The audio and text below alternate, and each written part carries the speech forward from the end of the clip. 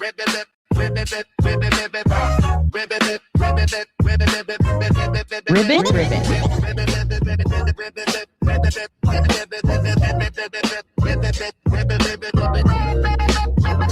gets hotter than hot? Yeah, don't adjust your eyes, fellas.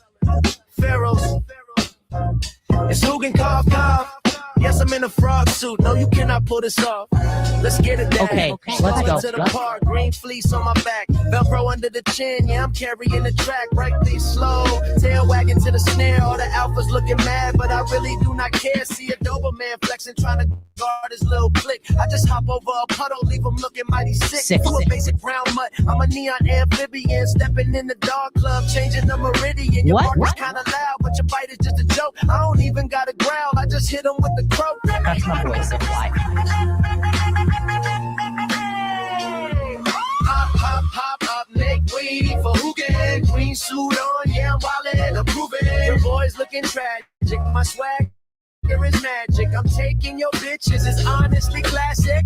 Yeah, I said it, the fattest got to hear me, God. Leave your boys, cause the least got them living large.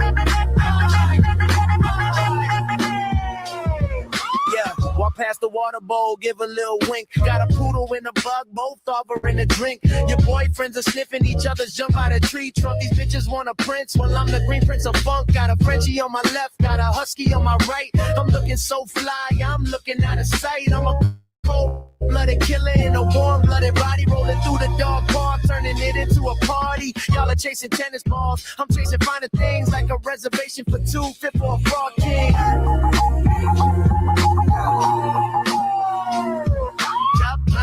Pop, make way for Hugin. Green suit on, yeah, I'm wildin', I'm proving. Your boy's looking tragic, my swagger is magic. I'm taking your bitches, it's honestly classic.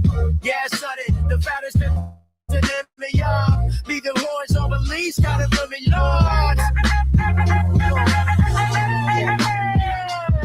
I wanna mention Marcus, cause he's on this track. I'm flying, I'm floating like Shaq. I know for a fact I'm not on Epstein's list. I got my own field with the bitches I kiss. I ain't got ticks, my DJ's beat matching. I ain't got fleas, that's my DJ that's scratching. I got mojo, I got swagger, I strut right past you, dog. You just a silly mutt. Bitches be thirsty, I'm a man's nightmare. The Dow was at 50, so I don't care. I don't remember signing on to this. I was once inside Hugin until Dad gave him his hard-earned Make way for Hugin. Green suit on, yeah, I'm wildin', I'm proving. Your boy's looking tragic, my swagger is magic. I'm taking your bitches, it's honestly classic. Yeah, sudden, the fight off to limit line. Need your boy to the least, let him live it large.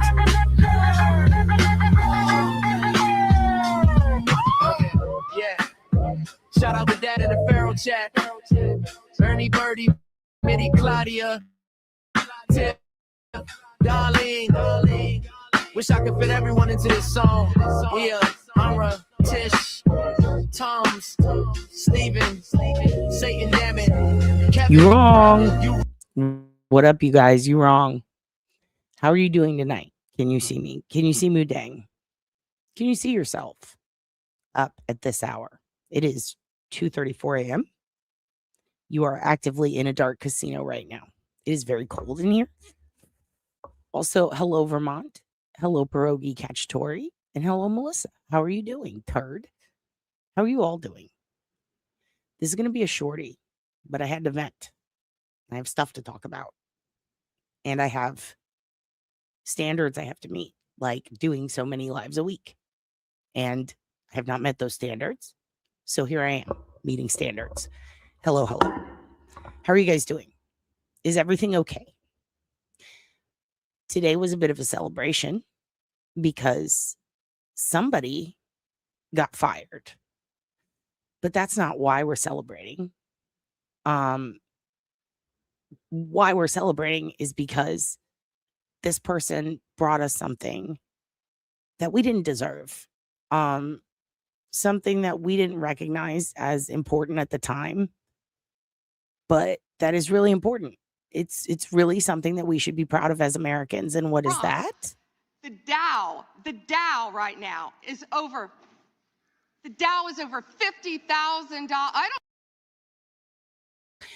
And I think that's something to celebrate. Okay. Because even though Pam Bondi herself was fired, that's right, Miss Thang can get God. They can get her too. And not only did Pam Bondi get fired, but boy howdy, how it happened. And I will tell you about it in a little bit, but praise be. Praise be to Hugin, praise be to Turd, praise be to Pierogi Cacciatore in Vermont for being here late at night, and anybody else who's just lurking, doing squirmies. God bless you. Hugin's here. He does have allergies because it is raining outside. He sends his regards. He is the one who fired Pam Bondi today, Hugin. He had to go in there and he had to say, listen, bitch, the Dow isn't what we want. Get out. We'll always have the Dow. The Dow will never leave us. Okay? People are fleeting. All right? Food is fleeting. Fleets are fleeting. But the Dow?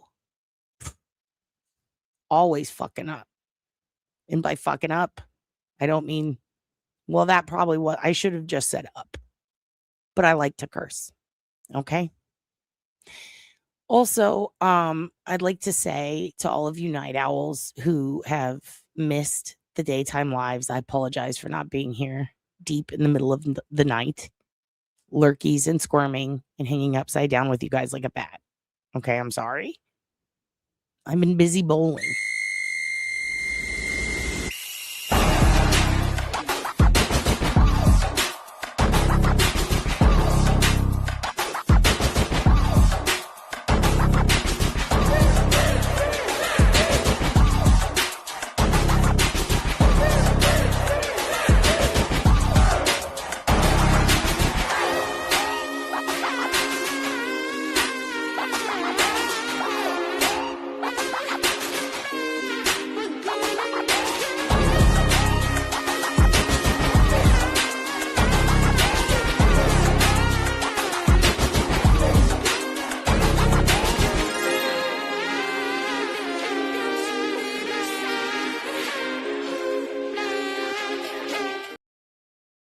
Okay.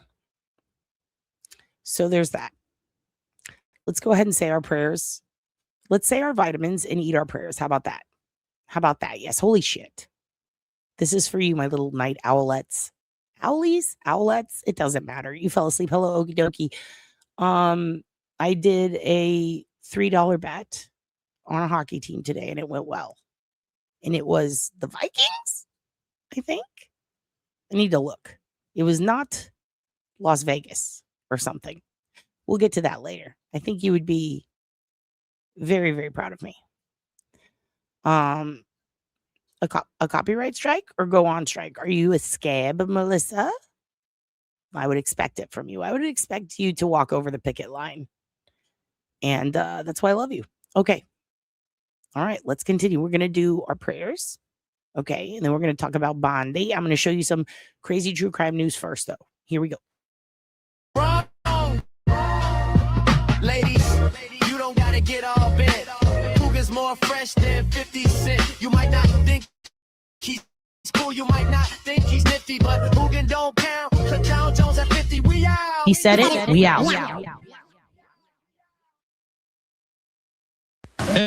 Heavenly Father, we thank you tonight for all your blessings. You said in all things give thanks. So we want to thank you tonight for these mighty machines that you brought before us. Thank you for the Dodges and the Toyotas. Thank you for the Fords. And most of all, we thank you for Roush and Yates partnering to give us the power that we see before us tonight. Thank you for GM Performance Technology and the R07 engines. Thank you for Sunoco Racing Fuel and Goodyear tires that bring performance and power to the track. Lord, I want to thank you for my smoking hot wife tonight, Lisa. My two children, Eli and Emma, or as we like to call them, the little E's. Lord, I pray you bless the drivers and use them tonight. May they put on a performance worthy of this great track. In Jesus' name, boogity, boogity, boogity, amen. Excellent. Okay. And now, well, we're going to do Marcus last. We're going to do Marcus last, I think, unless you guys want to do Marcus first. There is new Marcus. Okay. Marcus goes to Trader Joe's. I was planning on putting this. We're going to do this at the end. Let's do this at the end because there's exciting news. Okay. There's exciting news in true crime. Okay. Should I record if I do? Yes. I would like to see proof of you praying. That would be nice. And also put that Yuki down. It is time for prayers. Look at how they're all ready for prayers. Knock down Snake Eyes. She was in the church. Of course she has. Look at that. All of this basketball news. Okay, let's do this. We're going to do true crimey stuff first. Okay, let's talk about that because there's exciting updates. A Ted Bundy victim has been identified in Utah, finally. This is a remarkable story. It's really insane. It has been over 30 years, 40 years. And this is a woman who her name is Laura Ann Amy. And there have been speculations, if you will, in regards to some of his victims in Utah and how there are obviously many more. And with all of the technological advancements in forensics and genetic genealogy, we're going to see a lot more of these happening. Her specifically, this is good closure for people who are interested in the Ted Bundy cases, but obviously people who are close to the victims, and people who have worked on these cases. So yeah, maybe Colorado too. Remember, he escaped there, possibly Florida, definitely Washington, Oregon, California. These are places that people are going to need to look. So right now, there are so many old cases that are just in desperate need of a genetic genealogy look, retesting of biological evidence, DNA, fingerprints, all sorts of stuff, especially since CODIS did not come around until almost, a decade after Bundy was executed and 2 to 3 decades after he began his killing spree. So this is something that is also helpful in separating his kills from people like, Gary Ridgway and others up there in the Pacific Northwest. I believe, was it Interstate 5 killer, Happy Face killer? Melissa's dad? Or was he? No, Arthur Shawcross is not Melissa's dad. He was over in New York. Melissa's dad is, why can I not? The really tall guy, the trucker. I cannot think of his name right now. Can't even remember her last name. Damn it. Anyway, brain fog, middle of the night. Okay, middle of the night, schedule switching. Yes. But what was her debt? No, that's you. That's you. Remember when you did the Mike crotch on me? Or was it Mike? What was the, you know what? Don't even tell me. Is it? Or are you fucking with me? I can never tell, turd. I really can never tell. Keith Jesperson. Is that what our last? Okay, well, fuck. Melissa Smith's dad, Keith Hunter Jesperson, that guy. So they're gonna have to differentiate bodies. In Utah, there's a lot, especially because a lot of people go, there's a lot of missing kids there. Like there's one missing kids case in Moab that is really old. That is one of the first missing children's cases ever that I would like to do an episode on. But I'm just rambling now. Let's look at the news. Here we go. Amy is one of dozens of victims now linked by DNA to Bundy. He was executed in 1989. The confirmation carries significance for the man who actually found her body. He spoke exclusively with our KSL's Dave Colley, and he joins us now on set here. And Dave, you talked a little bit about how he remembers this almost like it was yesterday. Yeah, there's an amazing thing when you go back to a case that's 50 years old. You know, people's memories fade over time. They get certain details wrong. And when I 50 years old. I'm sorry, that was inappropriate, but 50 years old. Think about that. That's a long time. And yet here we are identifying bodies 50 years later. Amazing. approached this gentleman to interview him,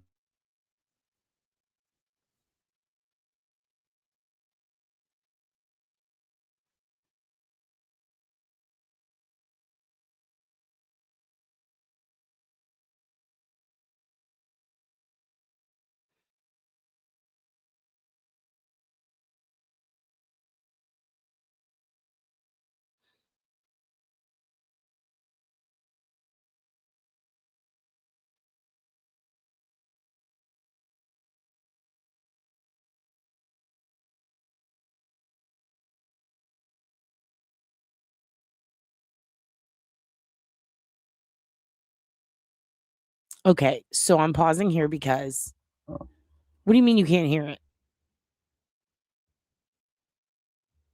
Oh my God, guys, we got to go back. It was not playing. StreamYard is so different now. And it cut the mic on that screen. I'm going back. My bad. You can hear me? Okay. Could you hear me heavy breathing in the background? That's going to be fun. It's going to be fun to cut out after this. Video sound cut out. Yeah, good. Good StreamYard. You know, they're pissed off that my credit card thing didn't go through because I transferred my money before I left it. And I'm like, okay, I'll just pay it tomorrow. But now I'm thinking like, fuck them. Maybe I won't. Maybe I'll switch because I'm so pissed off. So much stuff has changed. And also the logo's changed. They have a new logo and somebody bought it. It's very, very weird. It kind of always does. It sucks, but it's easy. But it also fucks up a lot. It's like buying a cell phone plan from one of those like mall kiosk locations where it's like it's prepaid, you know? And then you're like, it's just like the regular, but then you can't make calls anywhere. It's like that. Like it's easy. No contract, but also fuck. Anyway, I have the sound back for you. And I will edit this in post so that people don't have to hear silence. My bad, dogs. My bad.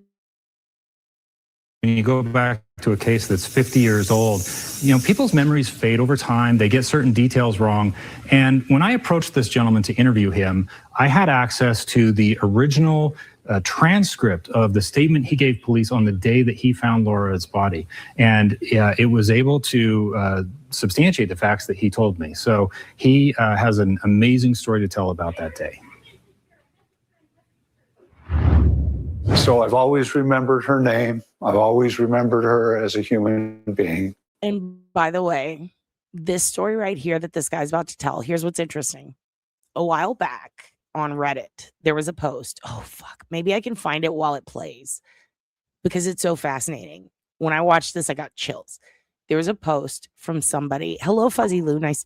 Hello, honey. Nice to see you from across the pond.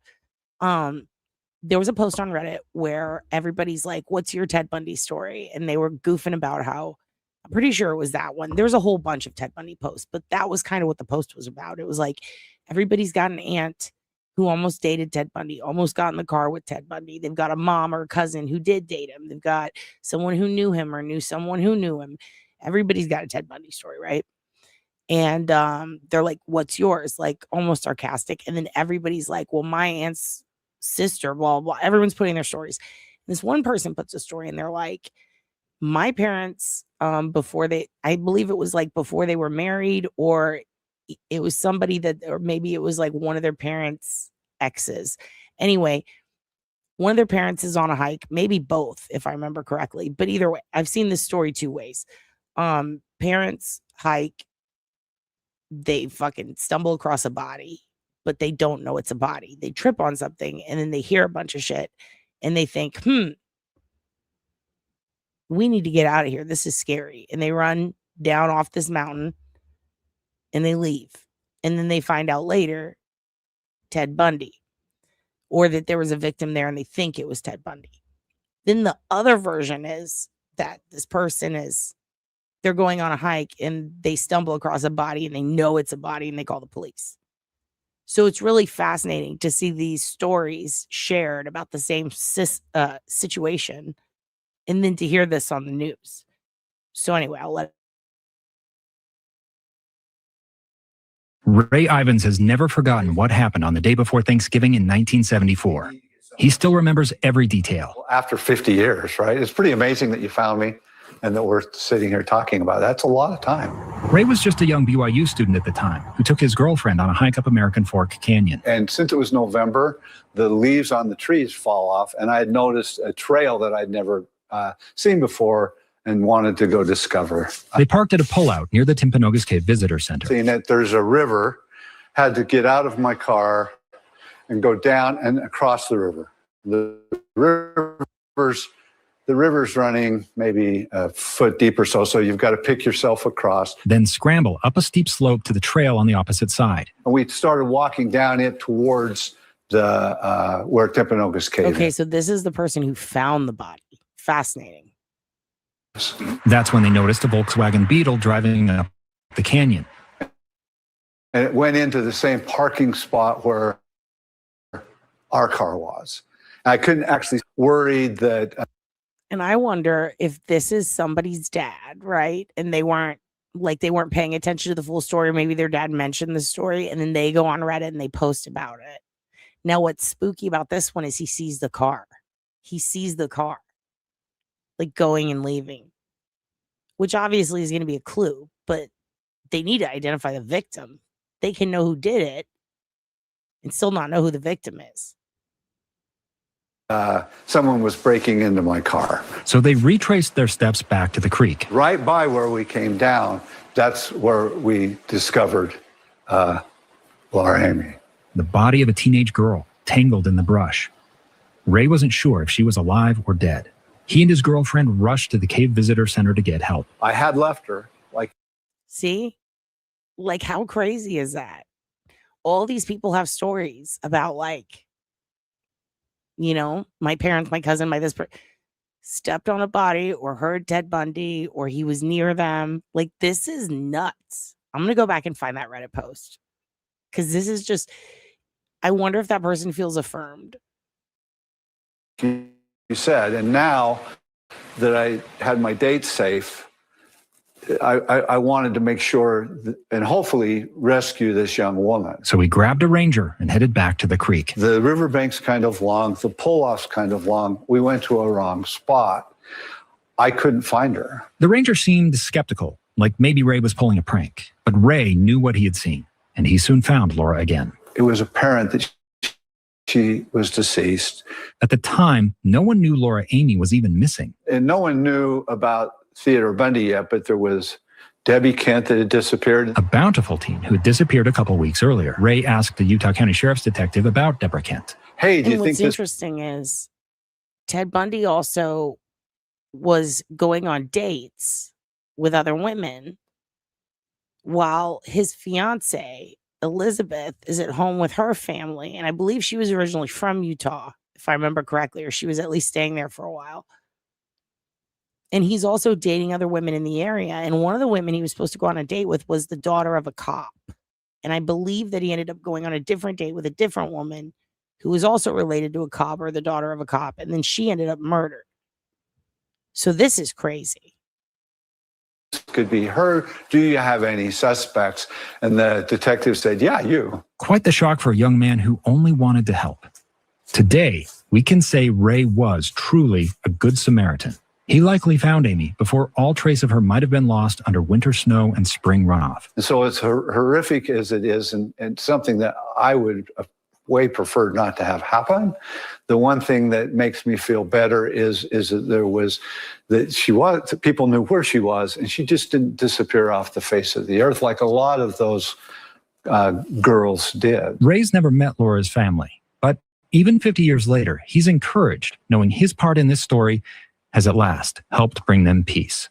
I felt good about the fact that they found her. I felt terrible about the tragedy.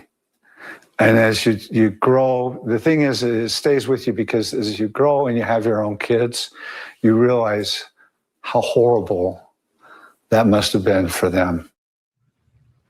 That was Dave Cawley's report, and we will have more from him in just... Like, this is just so amazing.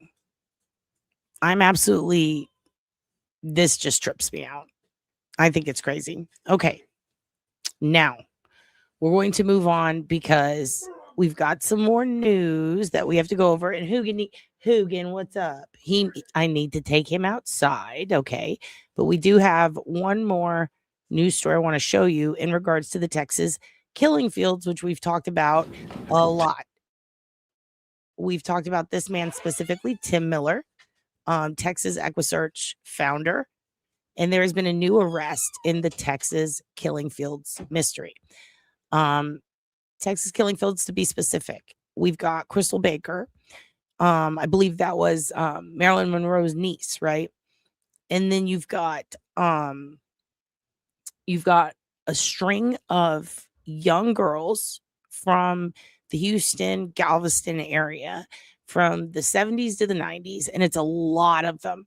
And their bodies are popping up all along this highway area. And people call it the Texas killing fields. And they were in clusters, and 3 or 4 of them were like literally, I believe it was 3, were literally within feet of each other in one spot. And one of those girls, I believe, was Tim Miller's daughter. And he started Texas EquiSearch to try and find out who was doing this. At one point, there was a NASA scientist who was accused, and he was like tortured his whole life over it. And then on his deathbed, Tim Miller asked him for his forgiveness because it turns out he's like, I don't think you're the one who did that to my daughter. There's currently a fella in prison right now who constantly taunts investigators and journalists and PIs who are looking into the cases and says, I did do these, I didn't do these. He had a surf shop in Galveston and a van, and he did kill a string of young ladies, but he won't admit to some of them, and at other times he gives false confessions. And then you have another fella who went to prison and I believe is already dead.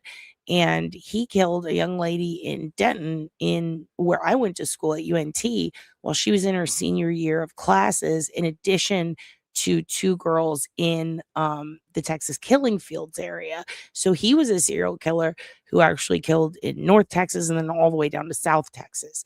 So in these cases, there's always been kind of a chunk. It's kind of like Long Island with the Rex case, right? You've got Rex for some, and then over here you've got Cottingham, who was up in the you've got Cottingham, who was in the same area of Manhattan, and then you've got Rifkin, and then you've got Bitteroff, and then you've got these isolated ones like Peaches. It's kind of like that. Everybody thought it has to be one guy, and it ended up being 2 different guys plus a different possible guy, and maybe even a 4th.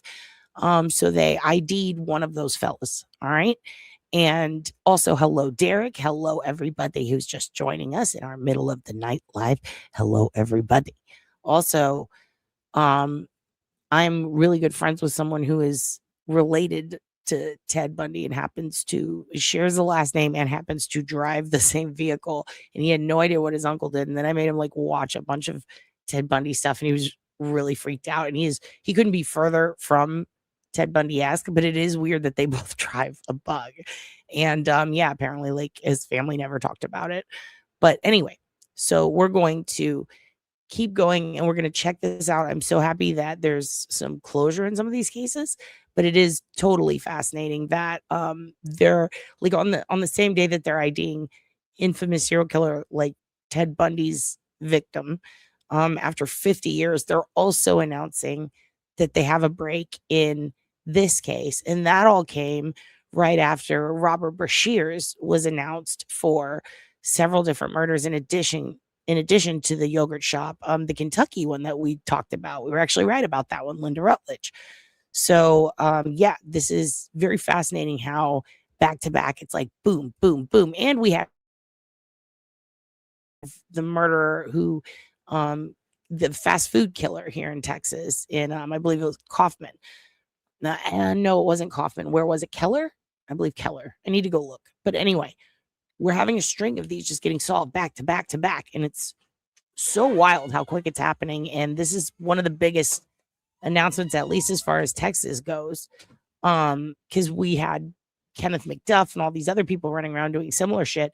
And there was always this question of, who could it be someone who's already been implicated in other murders or charged with other murders, or is it someone totally new? Also, hello, C. Smith, and hello, Tish. Welcome everybody, middle of the night.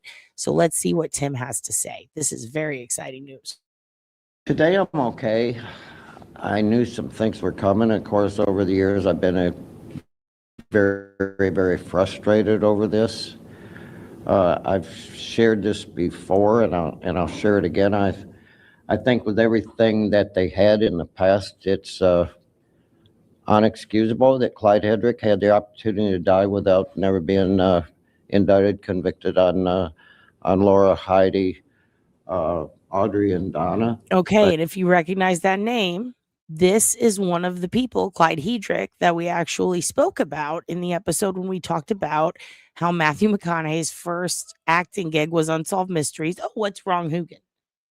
And he played a guy who got shot, and we ended up going more in depth into the fellow who shot him in the episode and how that guy was among a cluster like Clyde Hedrick and the guy who killed the young lady in Denton and all the others in Texas, and how he was kind of in that chunk of dudes, that cluster who could all be responsible. Or Kenneth. Also, my husband treated McDuff in a prison hospital when he was in medical school. Oh my God, what was that like?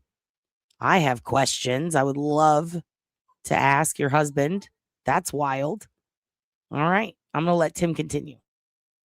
Do you know it is what it is? I don't want to say one thing. All the work's been done is I don't want to say one thing to jeopardize this case at this time.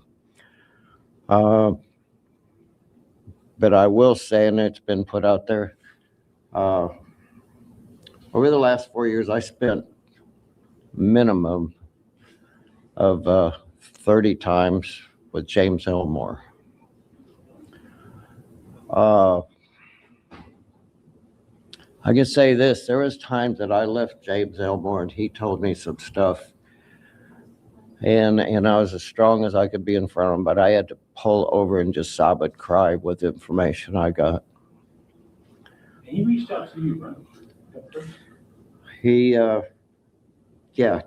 He reached out to me. For what reasons, I don't know. And I could say this, the first time I met him, he said, let's go for a ride. And I said, where? He said, let's go to Calder Drive. And that's where it started. And things just really moved forward from there. And I don't know. And I don't, just looking back at it, it's certainly taken its toll. And I spent so much time with Edie's family and everything. We've cried together. We've begged for help. I think that Edie's dad, in the very beginning, when Edie was found and stuff, he had 32 cassette tapes, 1 hour on each side, 64 hours where he talked into it in a diary that he wrote in, and he literally begged the detectives, please talk to him, please talk to him. They went, Laura Miller's name, or Clyde Hedrick's name was in his diary before Laura Miller disappeared. How are you feeling about that? Well, certainly there's a lot of mixed emotions, and this is bittersweet. The fact that my grandfather had a beat on Clyde Hedrick back in 1984. Yes, so I'm glad you brought that up because that's exactly who they're talking about. That's the Texas killing fields, that exact area.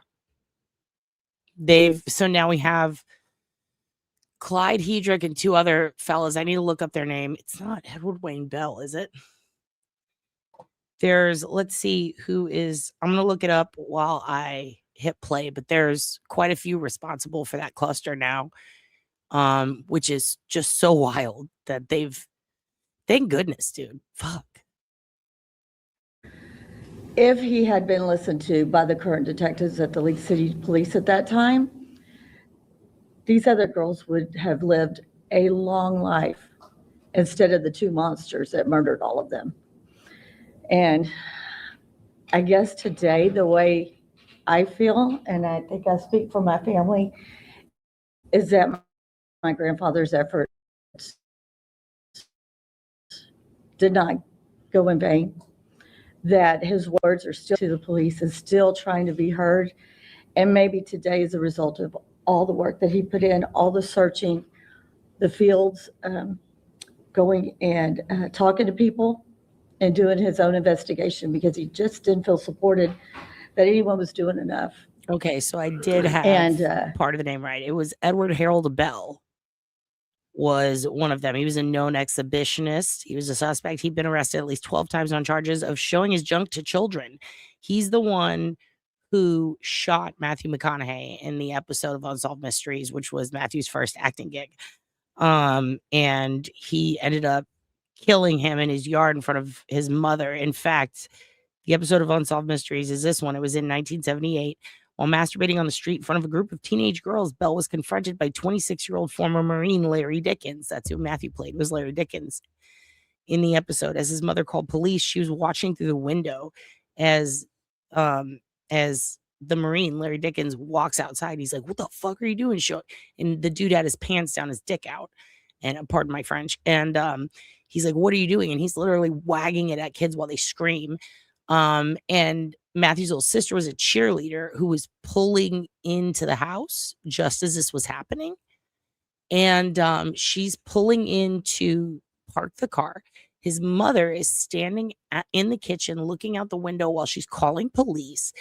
And Larry walks out there and he's yelling at this dude, "Pull your pants up. What are you doing?" And this dude goes to pull his pants up and he reaches in his truck, shoots the guy just point blank. And then while his mom's holding him, she runs out to help him and he shoots him again, I believe. And this was all in front of his little sister and mother. So it was totally crazy. And the police were called, and then Dickens removed the keys from Bell's vehicle and he didn't want to return them. And that's what that's why Bell killed him, he said, was that it was because he took his keys. And he took his keys because his genitals were out and his mom was calling the police and they were like, "Well, hold him here." The other fella that people thought could have been one of the Texas Killing Fields killers, but he ended up being someone who confessed to, I believe it was 2 or 3 of them, but he wasn't charged. And that was for Donna and Audrey, 2 unrelated murders that were in Fort Bend County. This was in 1991. This was Mark Stallings was one of them, and then Clyde Edwin Hedrick is the one that they're talking about right here. And that documentary, he is the one who so he's the one who had the boathouse thing. He had the surf shop in League City and he would lure girls into his van.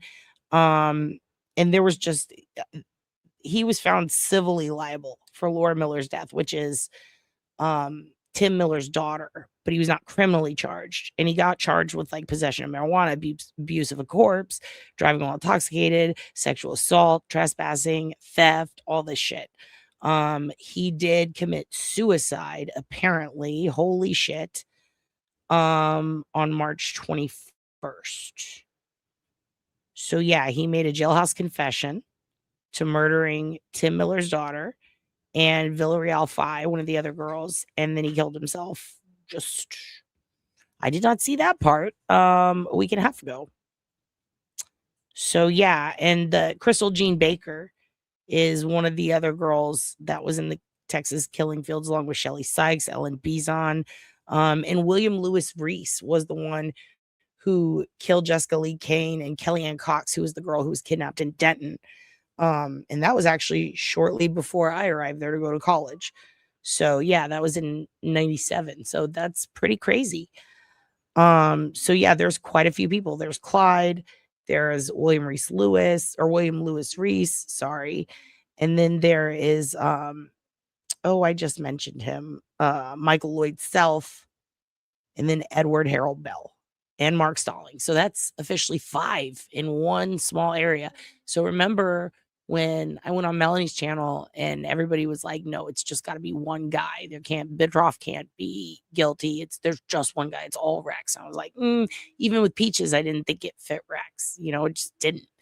And obviously, we're now finding out that was allegedly her partner at the time, who had a wife and kids. So that was crazy. So just like that, we've got 4 or 5 in like one. I mean, definitely 5 now in that one strip. And that's so many. And the Clyde suicide is just wild. Absolutely wild. Holy shit. And there is that League City documentary about him. Let me see if I can get the name. And then the Edward Harold Bell one. So there's Jesus, dude. That's a lot. I will let them continue. For us, it's sad that Clyde didn't get to pay for what he did on one hand. On the other hand, I'm glad that he no longer breathes the same air that we do here on earth and that he's met his maker. And I'm sure that he and my grandparents are looking down on us and saying thank you for not forgetting and for letting it go. Have y'all had a chance to talk to Donna and Audrey at all since all this? Just by text. Yeah. What's the sentiments y'all been sharing together just in general? Absolutely. It's a club you really don't want to be a part of, but you got to support each other. And, of course, thank God for Tim's platform that he could keep this in front of everybody and have the opportunities that the other victims' families didn't have because of the work that he does. And we're very grateful for today. No, Thank you, Tim. I've said this 1,000 times. I'll just say Oh one. my God, didn't we all, Vexatious Spirit? Didn't we all? Because it was a jazz school, so everybody did. Everybody played that. That's awesome, though. That is awesome. My mom's boyfriend lives in League City. Oh, look, cool. Someone's here to ban user and put them in timeout. Jesus, that was crazy. Somebody just spammed the chat. No, we don't want your Ray-Ban sunglasses. Connected Collective. Jesus. I got it out. You're good. You're good. I got him out. I'm going to let him continue. More time, but when I built that cross out there where Laura's body was found, and I'd walk up to it years and years and years ago, and I'd say, Laura, please don't hate your daddy, but I can't come out here anymore. I have to say goodbye. And literally people, I'd be walking away and hear that little voice say, Dad, don't quit, please don't quit. And I didn't know what the hell that meant. I think I do now. I don't want to slander anybody in this, but the information, the things that I worked on and everything before. And I think Heidie's family can testify to this also. The law enforcement back in that, they didn't want any of us talking together. None of us, period, the end. I don't know what the deal was there, and it really doesn't matter probably now. That police department made me miserable. That police department made me the main suspect. That police department wanted Tim Miller to walk away. I don't know the reasoning. If they would listen to Heidie's dad, if they would listen to me, and if anybody thinks Audrey Cook, Laura Miller, Donna Perdone, Heidie Fye, Ellen Beeson, if anybody thinks that is the only 5 people Clyde Hedrick murdered, you're all living in a delusional damn world, because there was more to come, and I can guarantee you that. We're working with some detectives now also, and I anticipate a couple of these cases. I think we're getting some information, and I think we're going to find a couple more bodies. I think we're going to find a couple more. So this isn't over. Just because there's an arrest today and everything, don't think Tim Miller's going to walk away from Texas Equisearch and quit helping families. No, I think we're just getting started again. So, again, I don't want to say anything about this investigation after 41 and a half damn years. I'm not going to jeopardize anything that all of us worked for out there. We got other girls to find. We got other girls to find. We got closure to bring more families, and we're not going to quit, people. All these yellow shirts out here are the people that believe in what we do, and it's only because of our girls that were found out there. We made a promise that God and Lord would never leave a family alone. We're not going to break that damn promise. We got work to do, people. Thanks for y'all's support over the years, and it's been a long road. It's been a long road. I just want to say, on behalf of my family, how much we appreciate the new district attorney, Kate, the assistant district attorney, Attorney Poole, and Detective Corey Wilson. We appreciate everything you guys have been doing for the last 2 years. And even though we weren't aware of everything, obviously your efforts have come to light, and we appreciate you. We were actually doing a search, helping a detective, Corey Williams, in Hitchcock on a missing person case, which we're going to pick that up. Corey, can you come up? Can I have Corey for a minute? Anyhow, and then Corey started asking questions about Laura and the Killing Fields deal and everything. And my God, he sunk his teeth in it. He went to Oklahoma. He went to Louisiana. I became very, very, very close friends with him. And when I felt so alone in this thing, Corey Williams, what he did, let me know I wasn't alone. We're working cases right now with Santa Fe Police Department and stuff. Looking back and what we do today, Laura's death wasn't in vain.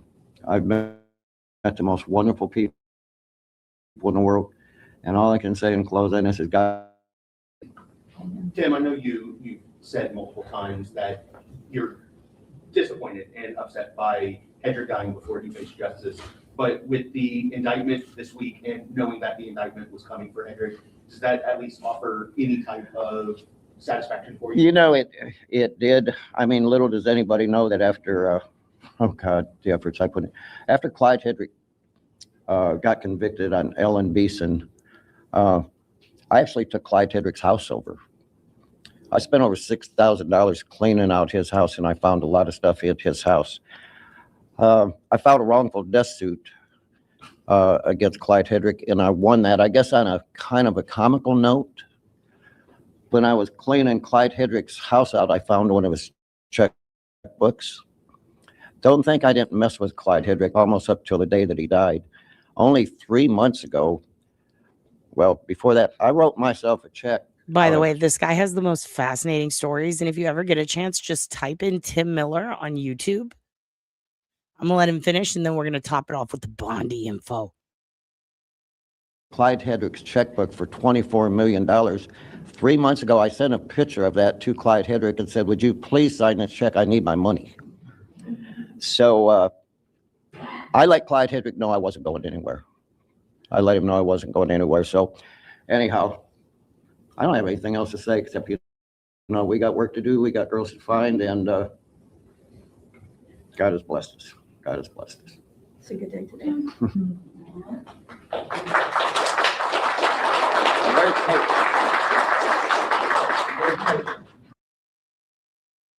It is 3 o'clock on the West Coast. Thank you so much for joining us on the Fox Local Stream. I'm Marla Tejas. So now we're on to Pam Bondi. She got fired today. Congratulations, Pam. Congratulations, Pam. In times like these, I must remind you. The Dow right now is over. The Dow is over $50,000. Okay, the Dow is over 50,000 and Mookie's is upset. I will let them continue. Big shakeup in the Trump administration. We're talking about it right now. Pam Bondi fired. Today, President Trump fired Attorney General Bondi. On Truth Social, he thanked her for her service and called her a, quote, great American patriot. He added this. We'll throw this up there. Pam did a tremendous job overseeing a massive crackdown in crime across our country, with murders plummeting to their lowest level since 1900. We love Pam, and she will be transitioning to a much needed and important new job in the private sector to be announced at a date in the near future. Now, her ouster comes 14 months into the president's second term and just a few weeks after he fired Kristi Noem from Homeland Security.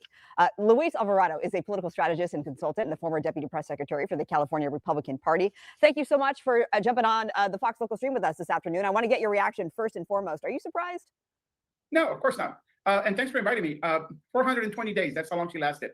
And we saw the same pattern when he fired Kristi Noem, that, there was a lot of praising. And I think for Noem, there was a new job that was created with a new department that never existed before. And likewise here, what's surprising is that President Trump is saying, she will be assigned to a private job and gave no. Haven't we seen this before?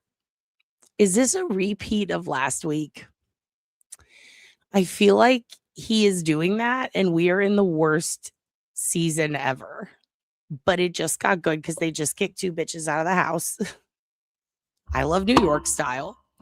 But now I'm scared about who's being brought in. Because guess who's the attorney general now? Todd Blanche. Guess who that is? The guy, one of the prosecutors who was charged with prosecuting Epstein. But guess what sucks about that? He denies there's anything to prosecute now, even though he was the initial prosecutor before Epstein died. Here's what else also sucks. He's Trump's personal attorney, and he's the one who lost all those cases with Trump. The 43 or 34 felony indictments, that's him. He's the attorney who lost that case. Like, that's crazy. And he also lost a sex assault case. He also lost, or many sex assault cases. He also lost Michael Cohen's case and Manafort. Like, he's just a terrible attorney. Obviously, like, there's plenty to prosecute in the Epstein files because he was one of the prosecutors against Epstein. And now we've got him and Bondi that both maintain Cash Patel's argument, but we can see it with our own eyes, and we know that there actually is a client list, that it was sold on eBay at one point, which is insane. And she said it was on her desk, and now she's saying it doesn't exist. It's kind of crazy. No, we don't need Omarosa. Calm down. Calm down. Other explanation, and I'm curious how the president is able to appoint people to private jobs when technically he's not allowed to. Just want to get that out of my system. But most importantly, the only thing we can tell is that he was very displeased with the way she handled the Epstein files, first and foremost. And second, he had complained to her that she needed to get on it and get all these enemies of Trump convicted. And she did went ahead and put some cases together, and they went to the grand jury, and all those cases were dismissed with great prejudice, which tells you that it was a complete fabrication, and she was only doing it because Donald Trump was asking her to do it. And historically, that job is supposed to be independent of the president or any other branch of power. And that job is supposed to be the pure representative of the people of the country. Yeah. And certainly we didn't have that with her. I think she was 90% on board with Donald Trump, and it's that 10% where she probably didn't deliver that got her fired. Okay, well then let me ask you this, because Deputy Attorney General Todd Blanche, Trump's former criminal defense lawyer, his personal criminal defense lawyer, he now heads the AG position. This is on an interim basis, but he is a top contender to get this job permanently. Lee Zeldin, also who runs the EPA. Given the close relationship and that Blanche could arguably be called even more of a loyalist to President Trump, will things change? Or the great part is Blanche is an utter fuck up, but this is true. This is true. We need Miller out. We need Lutnick out. We need all these fuckers out. And now I'm scared. I'm like, this is good that she's out, but this is bad because, well, here's the thing. We kind of already know why she's out.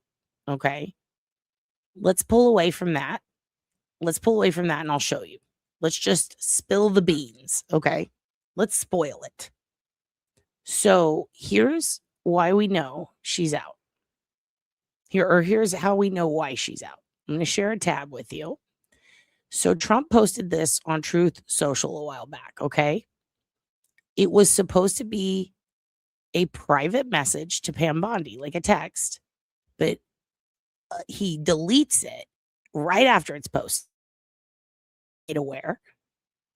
And allegedly, according to inside staff or people who work with him, said, whoops, he didn't mean to post that. That was supposed to be a private message to Pam. And of course, people got screenshots of it. And this was back in September. Pam, I've reviewed over 30 statements and posts saying that essentially same old stories last time. All talk, no action. Nothing is being done. What about Comey, Adam Shifty Shift, and Leticia? They're all guilty as hell, but nothing is going to be done. Then we almost put in a Democrat-supported U.S. attorney in Virginia with a really bad Republican past, a woke rhino who is never going to do his job. That's why two of the worst Dem senators pushed him so hard. He even lied to the media and said he quit, and we had no case. No, I fired him. There's a great case, and many lawyers and legal pundits say so. Lindsay Halligan, who is a really good lawyer, she's not, and likes you a lot, and she's not qualified to be a U.S. state attorney, and a judge overthrew that and kicked her out. We can't delay any longer. It's killing our reputation and credibility. They impeached me twice and indicted me 5 times over nothing. Justice must be served now, President DJT. And he accidentally posted his private note to True Social. So now we can see this is why he fired her. Because she didn't indict Adam Schiff for no crimes. Okay. I mean, that's pretty crazy, right? That's pretty crazy. We're not going to watch all 20 minutes of that Fox shit. Okay, we're just not going to do that. It's just not happening today. But she did speak out, and so did Kristi Noem the day after. So I'll show you those. And of course, we're going to see how Fox is responding, because it's so funny seeing them have to eat ass. So when you know they like it, You know that they like it. All right, here we go. Kaylee, I just got off the phone with President Trump. We have a big scoop. Pam Bondi will soon leave her job as the Attorney General. She is going to get a different job within the administration. It doesn't sound like there is any bad blood between her and President Trump, but it does seem like they want her to go and do something else. And in an interim role, she will be replaced by Todd Blanche, who is currently her deputy at the Justice Department. So it doesn't sound like Blanche is being elevated long term to the Attorney General. There might be somebody else that the president wants to go in there.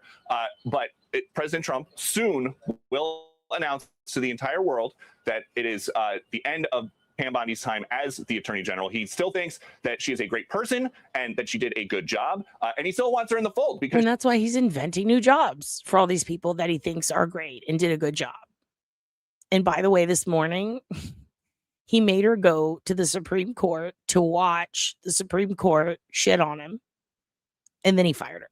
She will still be an important part of the administration, he tells me, but no longer as the top law enforcement officer of the United States. That, at least for a little while, is going to be Todd Blanche. Juicy, Heard it here first. That's rather big news, and I'm sure you don't have the answer to this, but there have been some rumored names to replace her. Did you happen to catch that? So far, Todd Blanche. Okay. Yeah. All right. We'd be remiss if we didn't ask. Okay. Thank you so much, Peter. Laura, we're both from Florida, and Pam Bondi is an amazing attorney general, was an amazing attorney general in Florida, and I know her services are greatly appreciated. State of Florida loves her, as does the entirety of the Trump administration. Absolutely. And she's done an incredible job. I mean, this is a very tough job to come in and be Attorney General of the United States. I give her a lot of credit for what she's been able to do. There's a lot of pressure surrounding a whole host of different things coming into, the president's second term in office. And I think she's been great. She's cracked down on crime. She's done an incredible job, in this role. And yeah, we love her in Florida. And I think the United States owes her a debt of gratitude. I know the president would echo those sentiments. Yes. Well, as we just heard, Todd Blanche stepping in temporarily. We await to see if he gets the top job or if some of the other rumored names indeed get that. Breaking news here on Outnumbered. Now on to America Reports. Be sure to like and subscribe for all the Fox News latest on YouTube and catch full shows streaming now on Fox One. Okay. Former Attorney General Pam Bondi responding tonight, hours after President Trump fired her, and it's still unclear who will replace her. Fox News' Homa Bash is here with the latest. Homa. Hey, Kenneth. President Trump called Pam Bondi a patriot and a loyal friend, but says she will be moving on to a role outside of the administration. Deputy AG Todd Blanche will lead the Justice Department for the time being. Now, in a statement, Bondi says she remains grateful for the president and that over the next month, quote, I will be working tirelessly to transition the office of the Attorney General to the amazing Todd Blanche before moving on to an important private sector role I am thrilled about. The president gave no indication as to why he was firing Bondi. We know he has expressed frustration in the past over the Justice Department's handling of the Epstein files, as well as failure to prosecute his perceived political enemies. Several outlets are reporting that Bondi learned of her firing last night ahead of the president's address to the nation about the war with Iran. Democratic lawmakers are welcoming the news of her ouster. Senate Minority Leader Chuck Schumer saying good riddance, and Virginia Senator Mark Warner saying Attorney General files a failure that denied victims transparency and further undermined trust in our justice system. President Trump is reportedly considering EPA Administrator Lee Zeldin to lead the DOJ full-time. Bondi is now the second cabinet official to be fired following Kristi Noem's ouster as DHS Secretary last month. Former Homeland Security Secretary Kristi Noem is asking for privacy and prayers tonight. She's said to be devastated by a report alleging her husband. Privacy and prayers. Privacy and prayers. Give this woman privacy. Give her prayers. What the hell? What the hell, you guys? Privacy and prayers. Bitch, I will give you nothing. Privacy and prayers. I can't. I really can't. Oh my God. Here's what we're going to do next. So that's what's going on. All these bitches are getting fired. Thank goodness. Thank goodness. Here's what I'm thinking. We're going to end with some Marcus. Okay? Because I have to go soon. But I promised you Marcus the other day, and we didn't get Marcus. Okay, Marcus, So- you got something. And it's on 1.25 right now, so I'm going to take it down a notch because we don't need that. We don't need that. But yeah, what do you guys think? Is this a good thing because Ding Dong the witches are dead, or is this a bad thing because oh no, who's the new witch going to be? which is also a really good sandwich place. Dumbass probably forgot 50 pairs of little boy shoes in his basement. Absolutely. Probably. And C. Smith is loving it. Dude, I hope so. And agreed. All right, here we go. Let's watch some Marcus, you guys. Let's cleanse ourselves. Which, by the way, speaking of cleansing ourselves, it's been a while since we've had a big boy on the roof cleanse. Get on the roof. I ain't never see a big boy get on the roof. I ain't never see a big boy get on the roof. I ain't never see a big boy get on the roof. Big boy ain't get on the roof. Never see a big boy get on the roof. I ain't never see a big boy get on the roof. I ain't never see a big boy get on the roof. Big boy ain't lay on the roof. I ain't never see a big boy get on the roof. I ain't never see a big boy get on the roof. I ain't never see a big boy get on the roof. I ain't never see a big boy drill on the roof. Never seen a big boy drill on the roof. I ain't never see a big boy drill on the roof. Big boy drilling on the roof. Big boy drilling on the roof. Big boy ain't drilling on the roof. I ain't never see a big boy get on the roof. I ain't never see a big boy get on the roof. Big boy ain't climbing on the roof. I ain't never see a big boy get on the roof. How you do it like that? Damn, you got tools on your back. Climbing on the roof. I ain't never see a big boy get on the roof. I ain't never see a big boy get on the roof.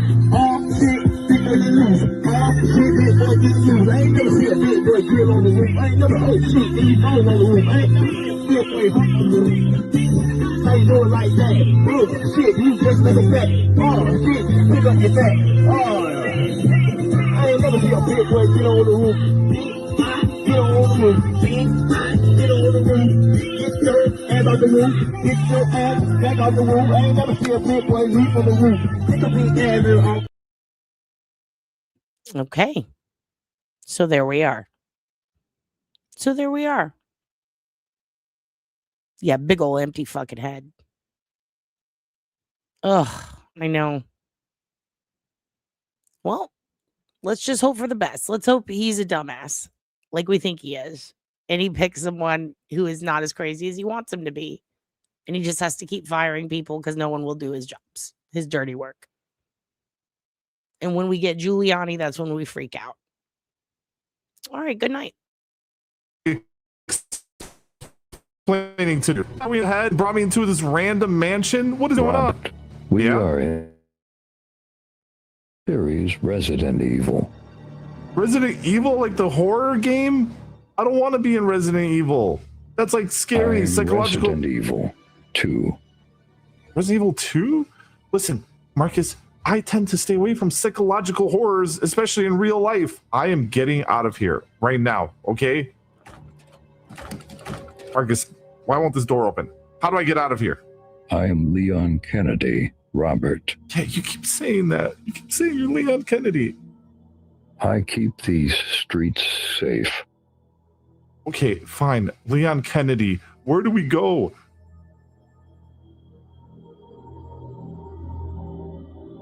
Okay, watch where you point that thing. I'm a little scared, to be honest. Don't worry. Fear not. I have bullets. Okay, good. I'm good. Good. I'm glad you have bullets. Where did those come from? The tiramisu is back. Back on the menu. Mutated. The tiramisu is mutated? Is that really the lore here? It is evil. Well, thank God I didn't eat any. We must eliminate the tiramisu virus. Okay, lead the way. I mean, I don't know. Which way do we go? That way? We will rescue the people of Mongolia. Mongolia? Okay. This is Mongolia. Okay, Marcus, I'm just gonna get some help. Honestly, this is ridiculous. Why is there a door animation? Stupid ass loading screen. It's 2026. Oh God, there's a dead person on the ground, Marcus. I don't like this. Excuse me, guys. What? Uh-oh. Oh no, Marcus, there's zombies. Marcus, there's. Have you seen the tiramisu? Marcus, the zombies are heading towards me. Oh God. Oh no. They are feasting. Yeah, I can see that. And now they're walking. I'm curious of the flavor. You're curious of what? No, Marcus, these guys are heading. Dude, are you seriously eating right now while there's creepy things? Delicate. I'm getting inside. Well, okay. Guys, really, can we talk about this? I'm not really back on the menu. Oh God. Okay. Okay. Good job, Leon Kennedy. Oh my God. Okay. I saved